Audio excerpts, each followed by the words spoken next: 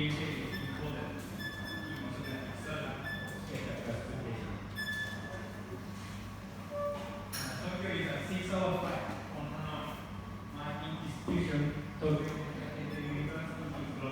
the center of the Tokyo, and two trains of Tokyo Central Station. Monument Station comes with the hotel with parking of the compliance. Let me introduce our hotel.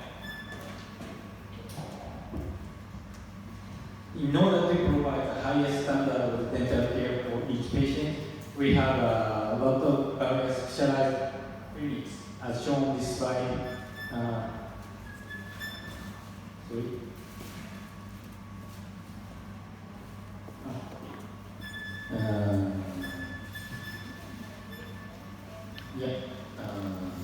But which enable us to deal with any program, including with oral and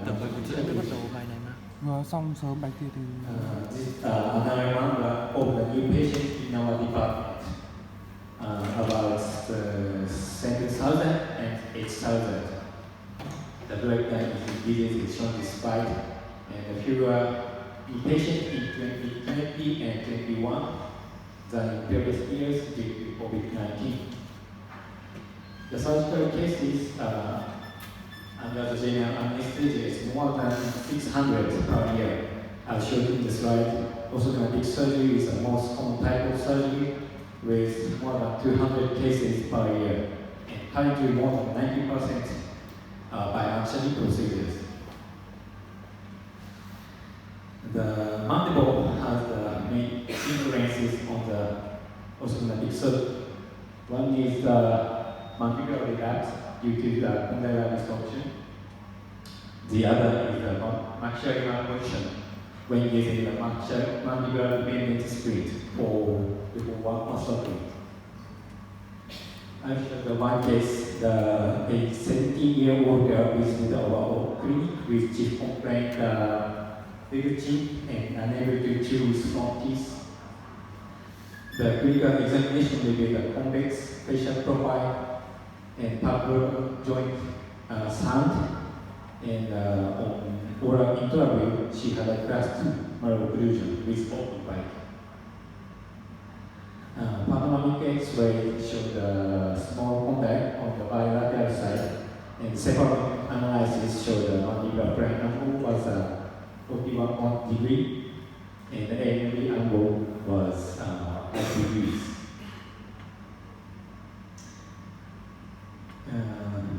Bilateral upper and lower second premolar teeth were extracted, and pre-operative orthodontic treatment was performed. This photograph shows the facial appearance and occlusion just before surgery. Cephalic prediction is shown on this slide. We planned 8 mm mandibular advancement with 2 degree counterclockwise rotation by SSRO. As you can see, the facial profile was improved and good occlusion condition has been achieved by surgery and post-operative orthodontic treatment. But 3 years after retention, the anterior tooth showed open bite and oversight was increased. Cephalic superimposition demonstrated mandibular relapse.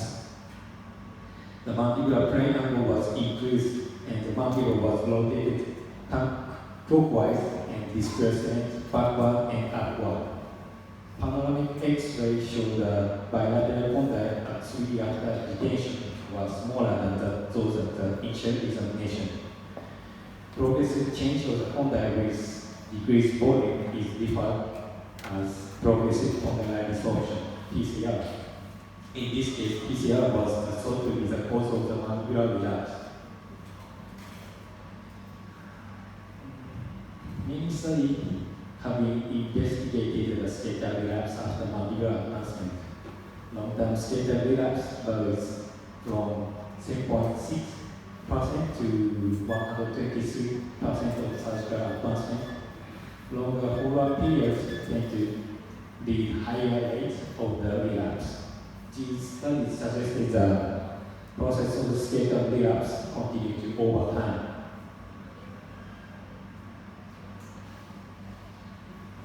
We also evaluated the relationship between the changes in the condylar volume and the skeletal relapse in patients who underwent orthodontic surgery.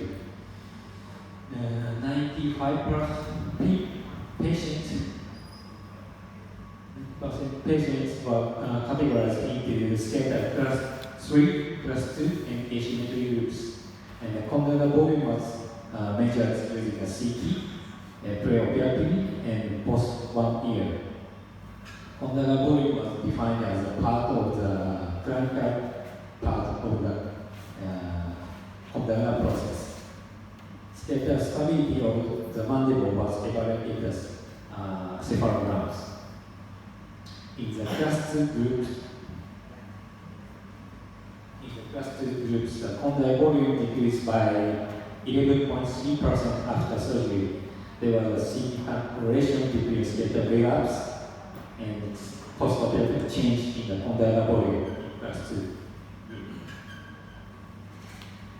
In our previous study of TMJ morphology in deaf patient deformity patients using MRI, preoperative anterior disc displacement and osteoarthritis was observed significantly more frequently in class 2 groups. Post-operative condylar resorption in class 2 groups may be associated with displacement and osteoarthritis.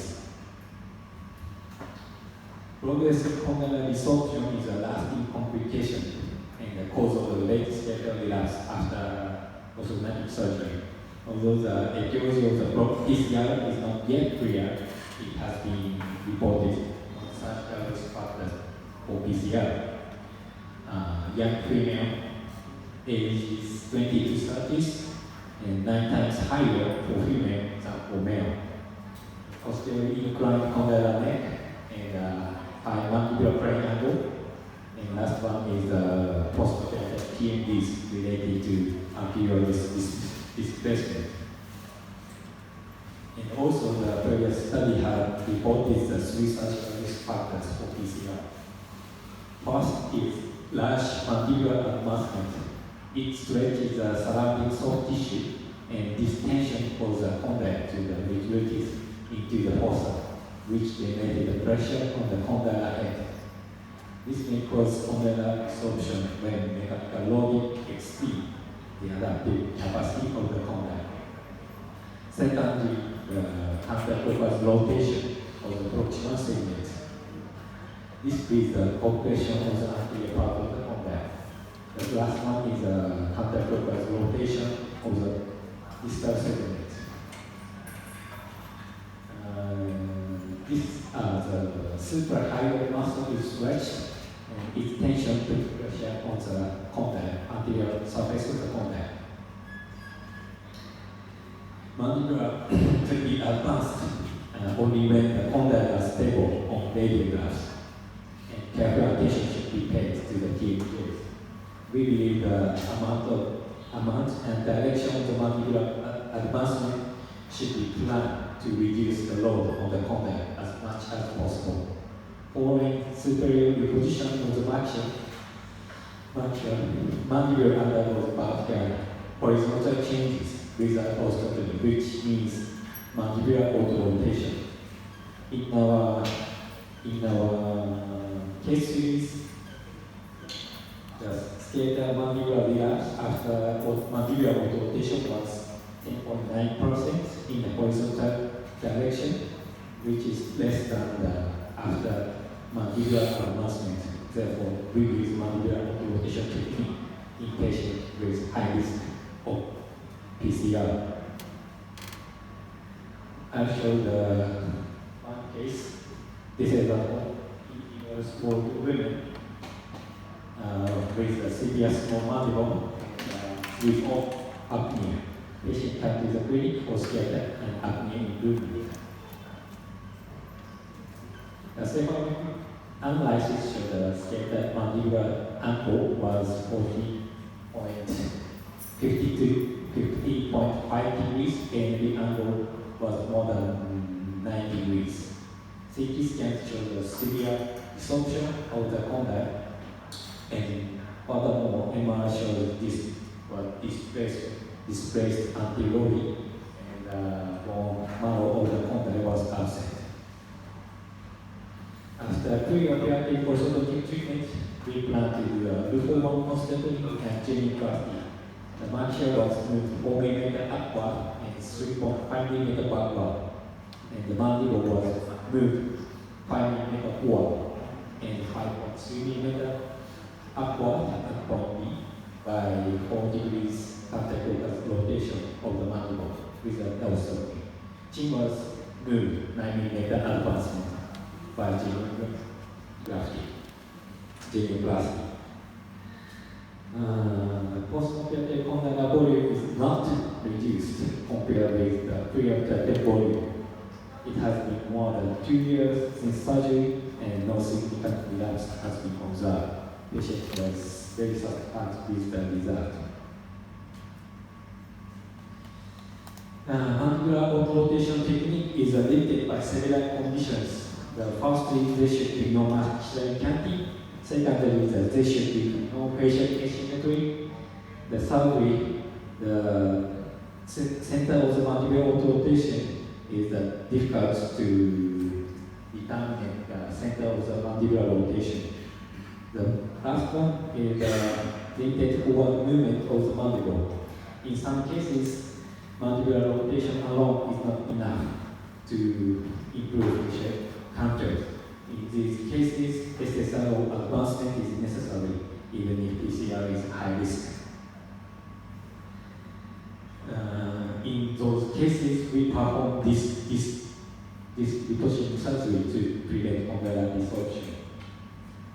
After SSRO advancement, the patient is 28 years old woman with a small mandible and anterior open bite.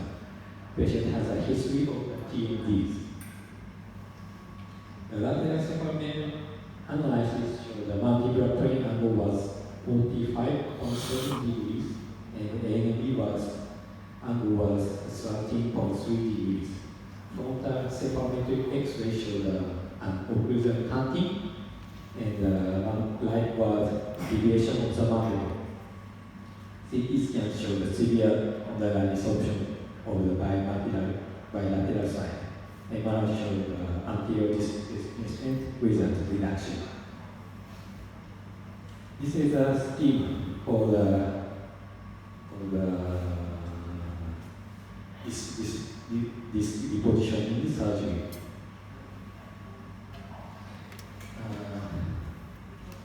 The pre-auricular incision was made and the joint was reached and the upper joint space was open. An incision was made at the border between the disc and the lateral pterygoid muscle, and this was released backward.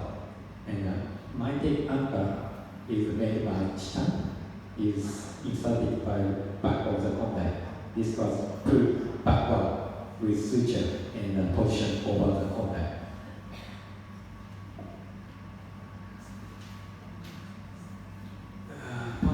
X-ray showed the mitec anchor was inserted in the condyle, and the MRI showed bilateral disc deposition just above the condyle.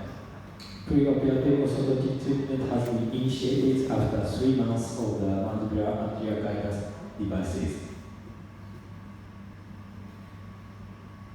I have discussed condylar disruption in terms of the skeletal stability of the mandible. Another perspective on the impact of the TMJ on orthodontic surgery is that of maxillary malposition. In typical bimaxillary surgery, the surgical splint for maxillary reposition is fabricated based on the mandibular position. Therefore, when the condyle fossa relationship is unstable, the conventional mandibular dependent surgical splint technique for maxillary reposition may be unreliable. Centric relationship is more likely to be unstable, especially when the condyle is more affecting the accuracy of the maxillary repositioning. There may be a difference in the accuracy of the maxillary repositioning in the patient with normal and degenerative TMJ, even if the same maxillary movement is planned. It is not yet clear in which direction the error tends to be in those with degenerative TMJs. Therefore, we compare the accuracy of the maxillary accuracy using the mandibular dependent surgical guide compared to normal and degenerative TMJs.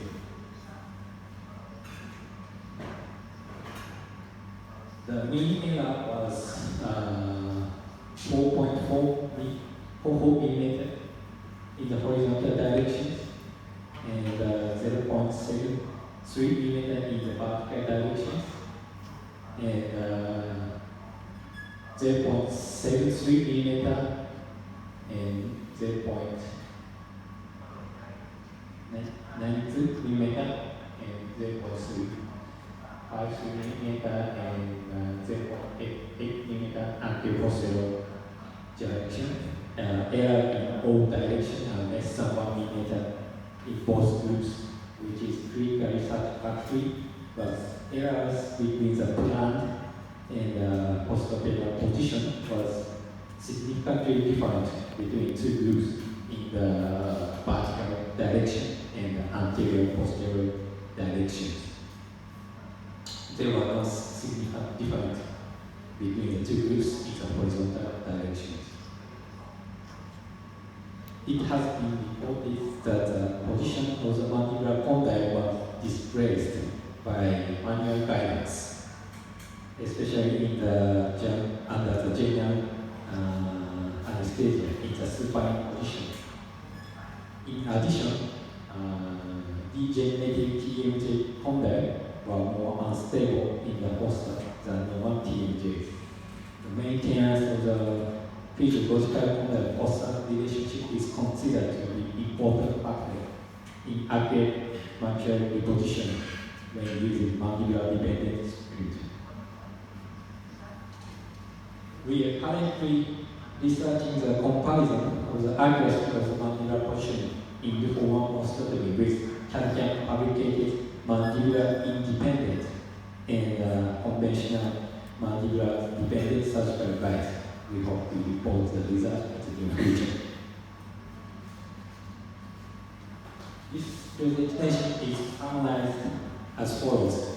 The TMJs affected the skeletal stability of the mandible and the position of the maxilla in orthodontic surgery. And second, TMJs need to be taken into account when planning surgical orthodontic treatment for skeletal class 2 patients. Thank you for your attention.